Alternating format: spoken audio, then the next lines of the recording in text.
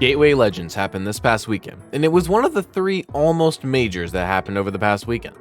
This will be part 2 of this week's videos, where we compare and contrast MomoCon 2023 and Gateway Legends. The main difference between these 2 tournaments, at least before they happened, was the fact that Steve was legal at MomoCon but banned at Gateway. MomoCon's top 8, like we discussed in this video here, has been hated on by a big portion of the community, and while I do think some of it was overblown like I discussed in the video, I think the idea that MomoCon's top 8 was uninteresting to watch is a very valid complaint. So why don't we compare that to Gateway Legends and see this tournament that people ended up liking much more? Let's get started. Gateway Legends, and part of the reason why it was such a phenomenal tournament is that it was the tournament of insane runs. Of the 8 players that we'll be covering today, only half of them were seeded to make top 8 at all, and of these 8, only 2 of them placed their actual seed. This tournament was exciting in every capacity, and it felt like a Japanese tournament with how any player could just defeat anybody at any time. Now, for the most part, this video is going to be similar to our standard top 8 recaps, but after we finish recapping the top 8, we'll circle back around to compare this tournament to MomoCon and what it says for Smash Ultimate. Let's start off with our 7th place finishers, Epic Gabriel and Icy Mist, and let's start with Epic Gabriel. Epic Gabriel was the 18th seed coming into the event, and like most of the top 8, outplaced their seed to make it where they finished. Epic Gabriel started off pools by sweeping their pool, and while he would have had to fight Sean out of pools, he didn't have to thanks to Sean DQing from the event. Epic Gabriel then had a very close call in his set against Yoda Cage, a set that went down to a game 5. After winning the set 3-2, Epic Gabriel then went up against Deathspade in Winners Quarters, the winner's top 8 qualifier. Oh my god, even if they whiff the forward air or Nares, they keep throwing them out because they know that Gabriel wants to get back in, but you're being a bit too unsafe. On the Blizzaga, the up B to get rid of that stock, taking that 3-1 Deathspade. The Cinderella story continues. Yes, you just know that that percentage, getting frozen in a block of ice, you're done for. Oh yeah. Epic Gabriel lost to Deathspade 3-1. And while I'm here talking about him, I want to just take a moment to reiterate that I have absolutely no bias whatsoever towards Deathspade just because he's in my region and goes to the same locals as me. None at all. I mean, why would you even think that? Pff, come on. Either way, Epic Gabriel then dropped down to the loser's top 8 qualifier, where he had to fight Skittles. Now, since Gateway Legends wasn't considered a major, then Skittles should have had a power-up, as everyone knows that Skittles receives a massive power-up whenever he's competing at a regional. However, Epic Gabriel was here to break expectations, seeds, and tradition.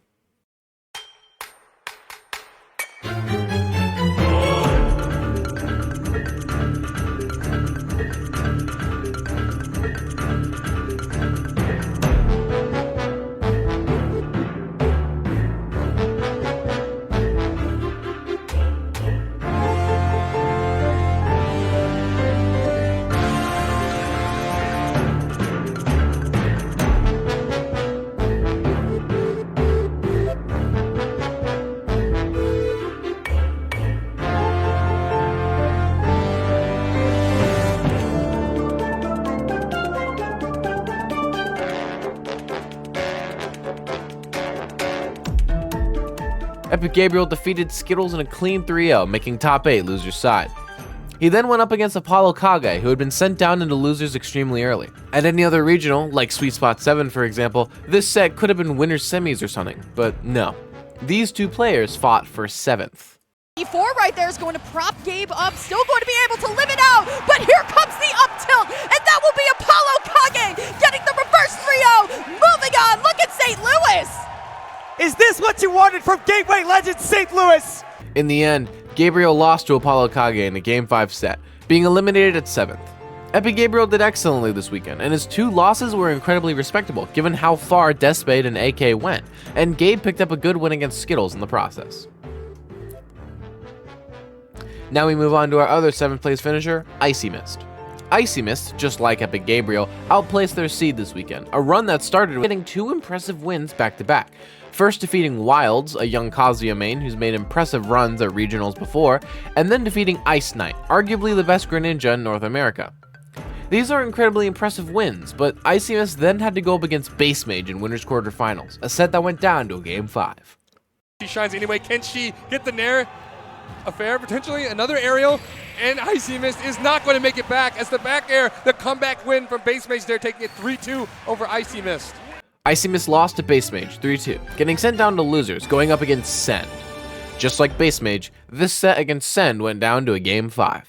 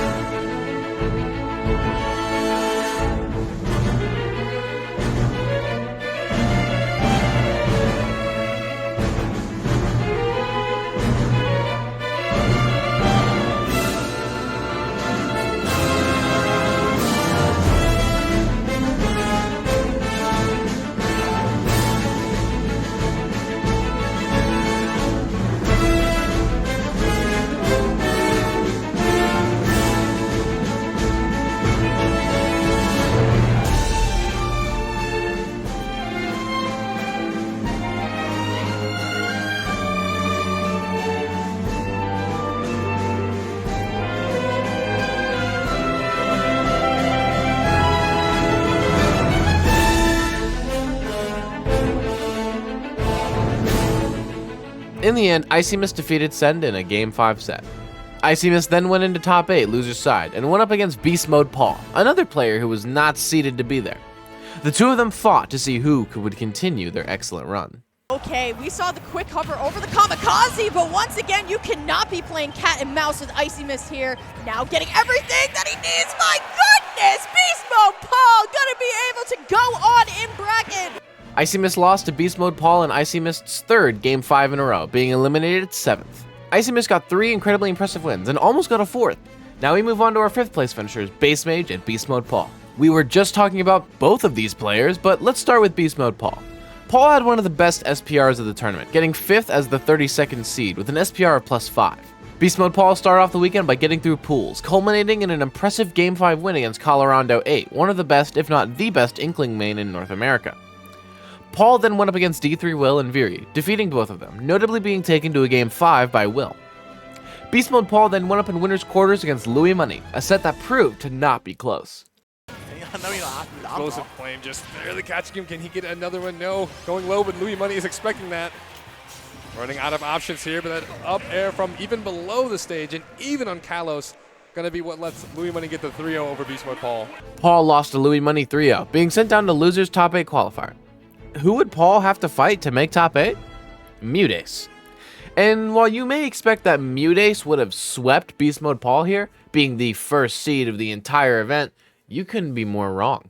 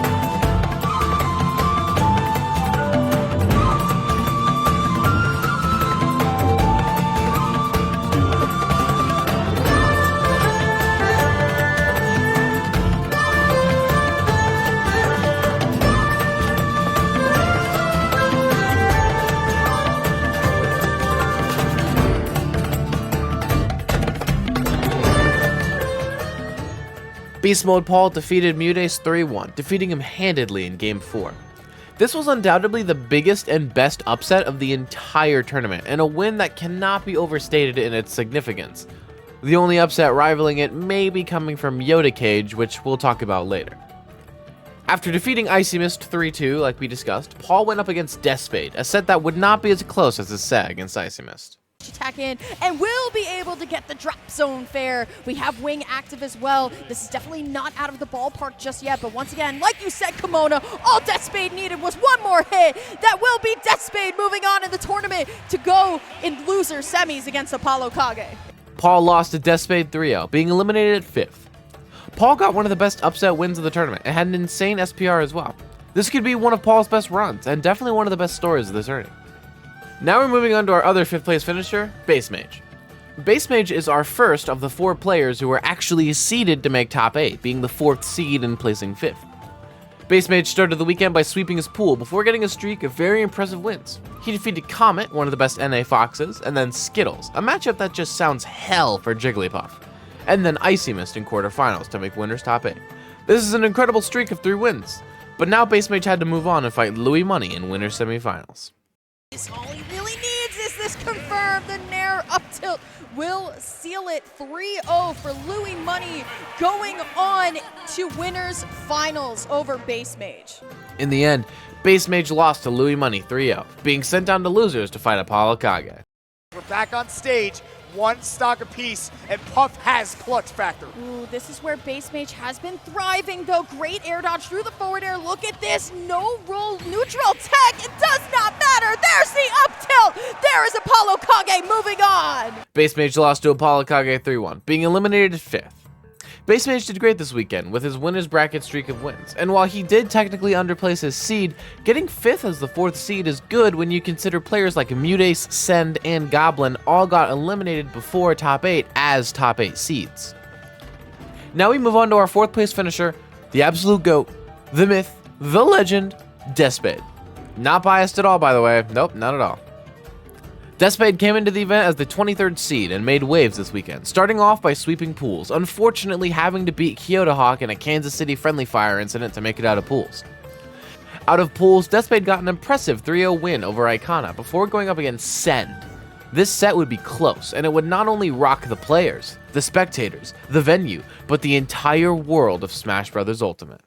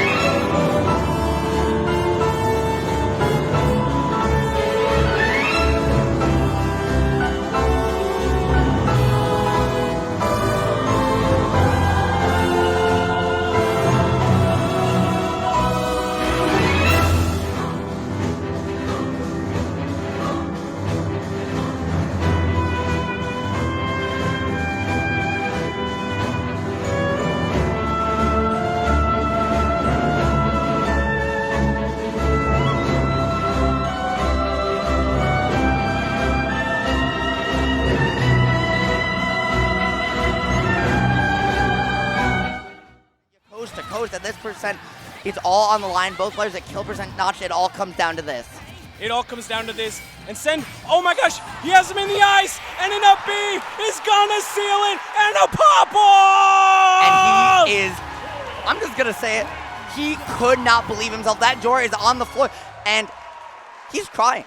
He is literally speechless. He can't believe it. The hug, the pop-off. Yeah, listen. Luis had the hype pop-off, but it does not get better than that. There is nothing. This is better than this. This is what Smash Bros. Is all about. And hey, someone call Sora stats because we just had a North American player win with counterpick Sora. Deathspade defeated Sen 3-2, and while my words before this set may seem like an exaggeration, it actually isn't. This is one of the only times in history of Smash Ultimate that a player has counterpicked to Sora and then won the entire set. Deathspade is a Bayonetta main, but plays Sora on a level that I would consider equal to their Bayo, and Deathspade is definitely the best offline Sora player in North America. Deathspade then defeated Epic Gabriel 3-1 like we discussed, before going up in winter semis against Lima. Lima is one of the people Deathspade looks to as a top Bayo player, and even though Deathspade opted not to play the Bayo Ditto, it was a set that Deathspade was happy to play at all.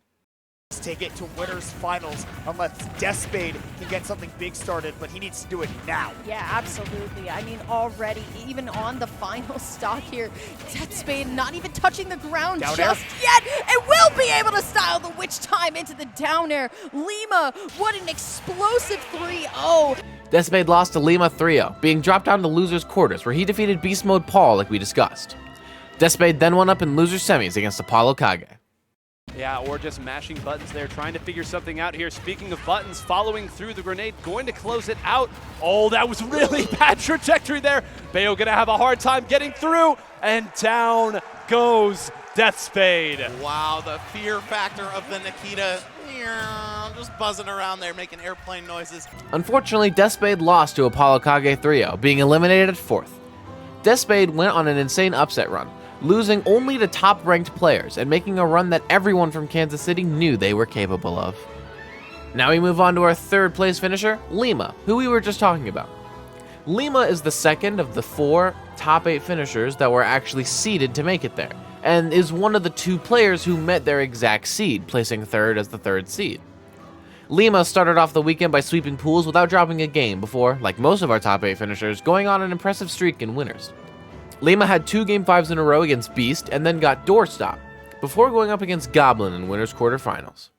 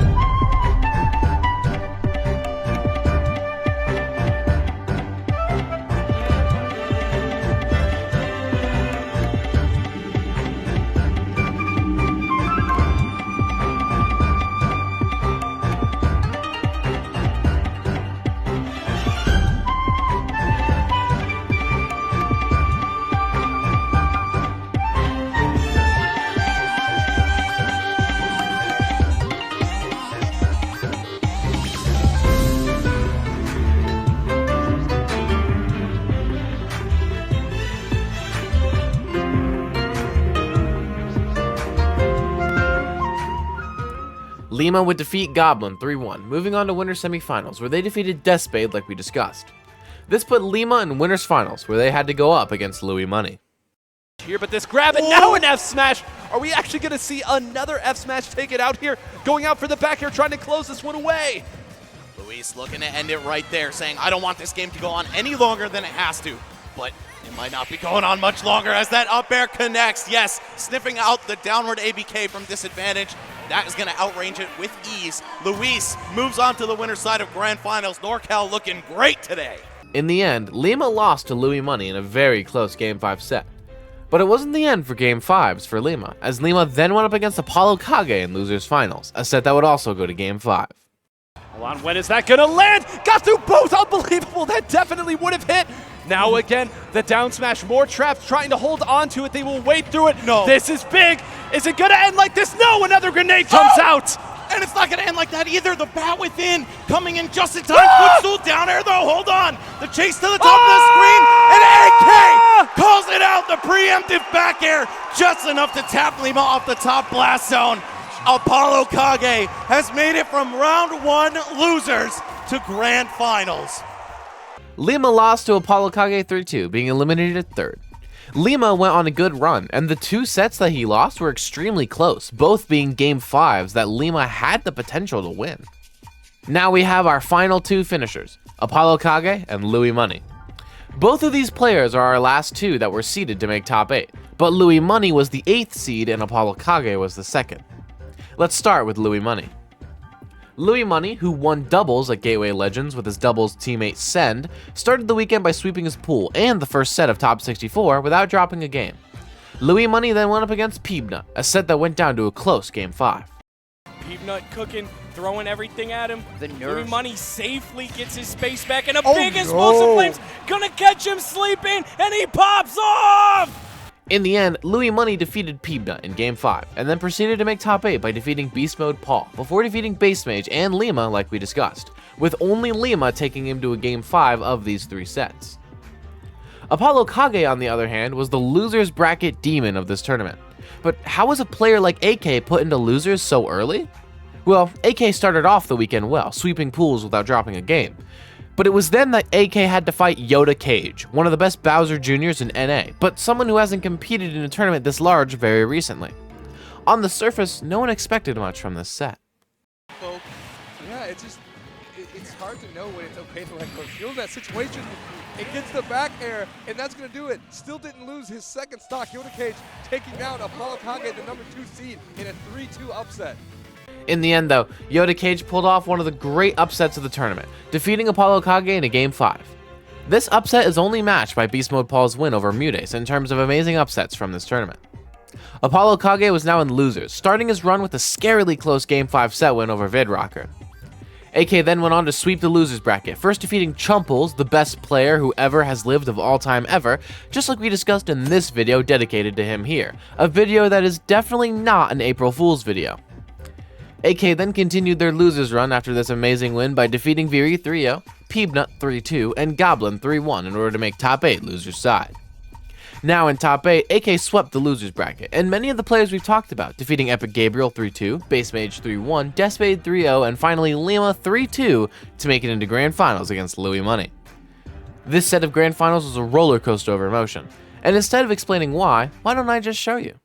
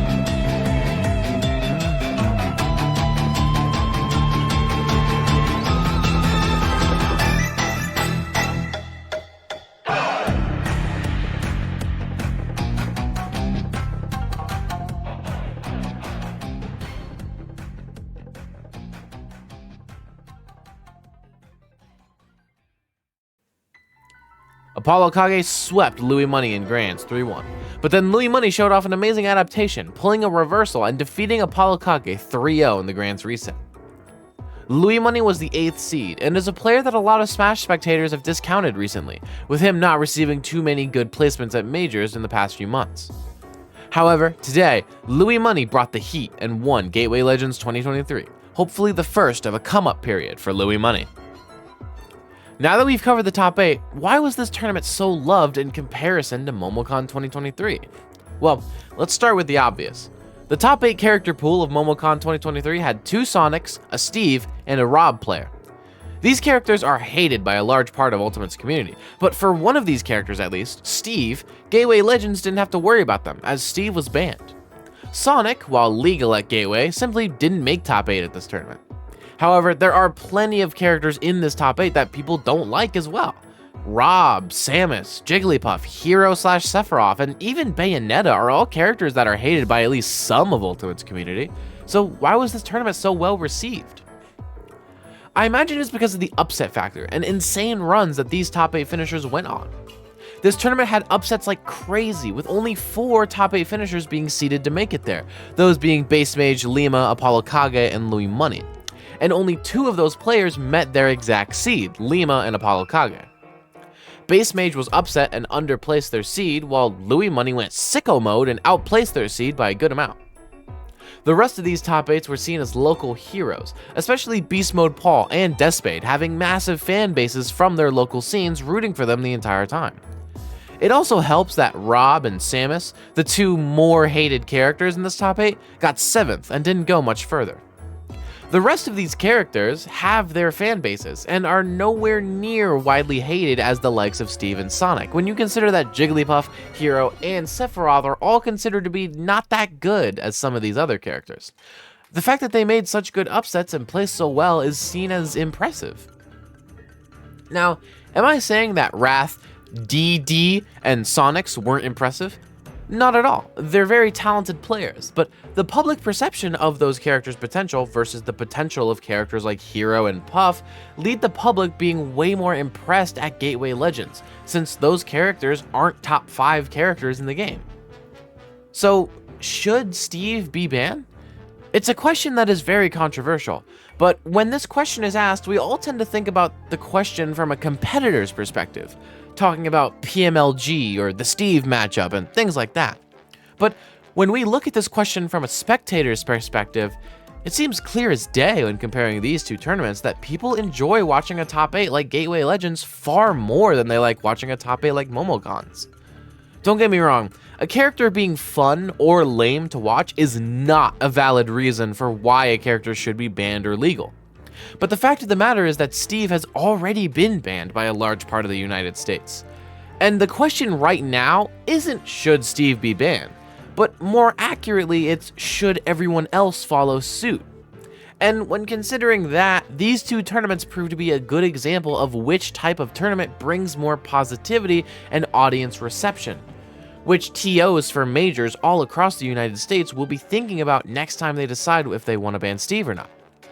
If I was a TO for a major, I know that I would definitely want my tournament to be like Gateway Legends and not Momocon, and that reception, more than anything, might be what puts the final nail in Steve's coffin.